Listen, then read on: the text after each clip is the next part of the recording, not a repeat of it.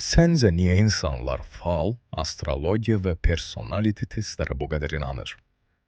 Çünki insan beyni bir şey axtarır. Anlaşılmaq hissini. İndi sənə bir neçə cümlə deyəcəm. Sən bəzən insanlardan uzaqlaşırsan, çünki hər kəs səni tam başa düşmür. İçində göstərmədiyin bir tərəfin var. Sən güclü görünürsən, amma bəzən yorulursan. Və bəzən elə hiss edirsən ki, sanki heç kim səni anlamır. İndi böyük ehtimalla beynin deyir, o mənə təsvir edir. Amma dayan. 1948-ci ildə psixoloq Bertrand Forer bir eksperiment etdi.